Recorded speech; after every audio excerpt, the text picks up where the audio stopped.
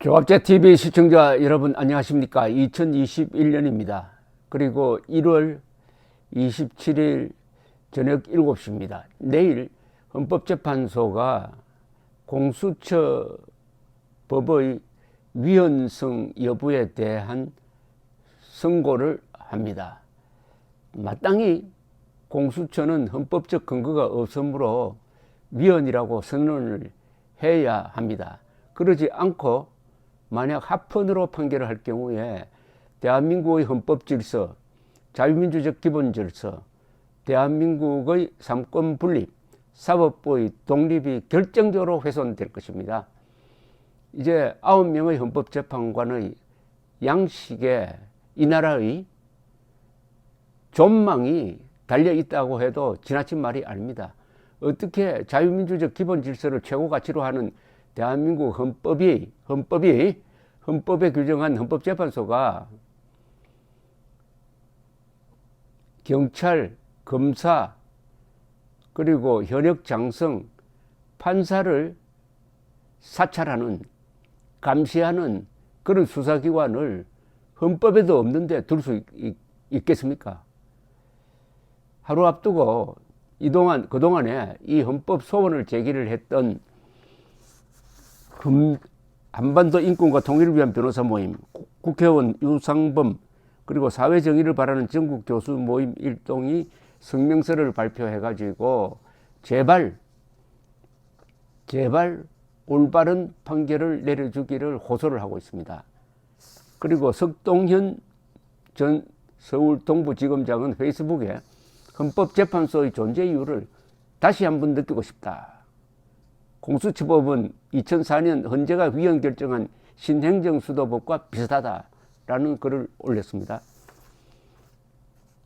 우선 이 소송 당사자인 한변 측의 이 성명서를 읽어드리겠습니다. 헌법재판소가 그간 결정을 미루어오던 고위공직자 범죄수사처 설치 및 운영에 관한 법률의 위헌 심판 청구에 대하여 28일에 그 선고를 하기로 한 것에 대하여 늦은 감이 있지만 위헌적 기구인 공수처 구성이 더 진행되기 전에 그 위헌성 시비가 가려지게 된 점을 우선 환영하는 바이다. 아울러 우리는 먼저 헌법재판소가 헌법 정신과 헌법적 가치의 충실한 수호자라면 헌법을 무시하고 또 여야 합의도 없이 만들어진 공수처에 대하여 응당 위헌임을 선언할 것이라는 상식적 신뢰부터 서두에 먼저 밝혀두고자 한다.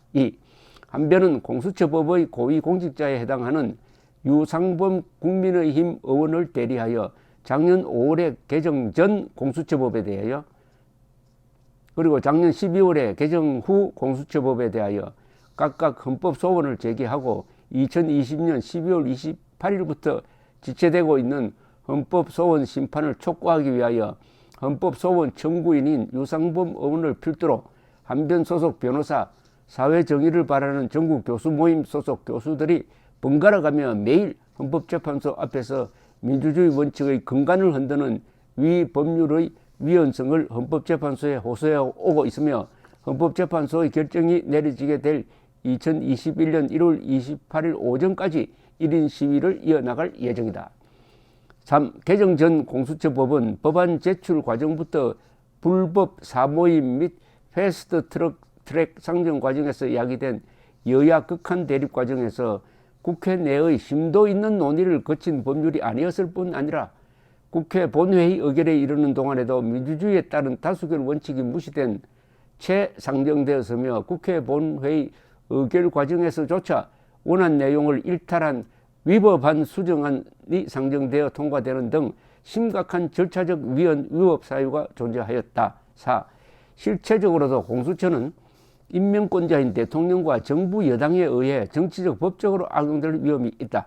헌법 어디에도 공수처 설치에 관한 근거 규정이 없으며 입법부, 사법부, 행정부 어디에도 속하지 않는 무소 불위의 권한에도 불구하고 이를 제어할 장치가 없어 권력 분립의 원리에 반하고 공수처법의 대상인 고위공직자에는 퇴직 여하를 불문하고 고위공직자의 가족까지 포함시켜 범죄인으로 취급하는 등 수사 대상이 무한정 확대되어 기본권 침해 가능성이 있으며 판사, 검사 등에 대해서는 기소권까지 장악하여 법원을 사실상 압박함으로써 사법권의 독립을 침해하고 수사처 구성 과정에서의 편파성 등으로 정권 수사를 뭉개는 것은 물론 충분히 정적 죽이기 운용도 가능한 점 등으로 여러 심각한 위헌성을 내포하고 있다. 5.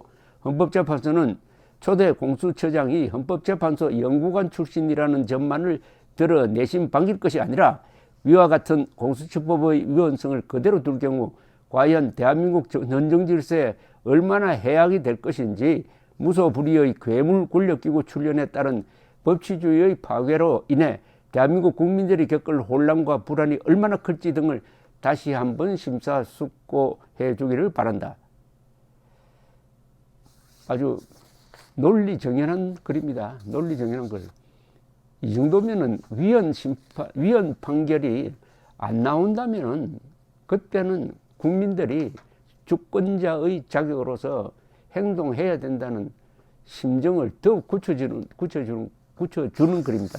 석동현 변호사는 이런 소회를 밝혔습니다. 2004년 헌법재판소에서 당시 하늘을 찌를 기세로 노무현 정부가 추진하던 수도 이전의 근거 법률인 신행정 수도법에 대하여 그것이 헌법에 반한다는 이유로 위헌 선고를 내릴 것을 누가 예상했을까? 헌재의 그 결정으로서 대통령 선거 공약이란 이유 하나만으로 대한민국 수도를 지방으로 이전하는 작업이 정권에 의해 바람몰이식으로 추진되던 것이 일시에 정지되었다.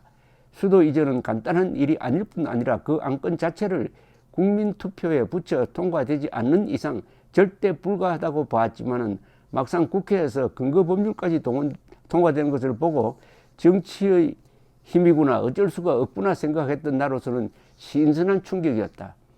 그때까지 생긴 지 얼마 안 된 헌법재판소의 존재감을 그저 그런 정도로만 느끼다가 그 위헌 결정을 통해 국회의원들의 정치적 타산이 작용하던 수도 이전을 재판관 9분이 막아주셨구나 하고 정말 천둥벼락을 맞은 것 같았던 내 머릿속의 느낌도 처음으로 여기에 털어놓는다. 문재인 정권과 여당이 추진하는 공수처 설치 문제에 대한 내 느낌은 2003년 당시의 수도 이전 추진과 비슷하다.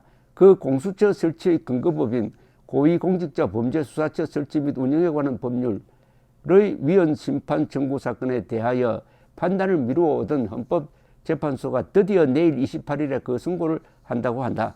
헌법재판소가 헌법 정신과 헌법적 가치에 충실한 수호자라면 헌법을 무시하고 또 여야 합의도 없이 만들어진 공수처에 대해 일일이 문제가 되는 부분을 설명할 것 없이 마땅히 위헌임을 선언해야 할 것이다. 헌법재판소만이 할 수 있는 일이고 그것이 또한 헌법재판소의 존재 이유라고 믿는다. 2004년 그때 짜릿하게 느꼈던 헌재의 존재감을 다시 한번 맛보고 싶다. 저도 마찬가지입니다. 감사합니다. 기대합니다.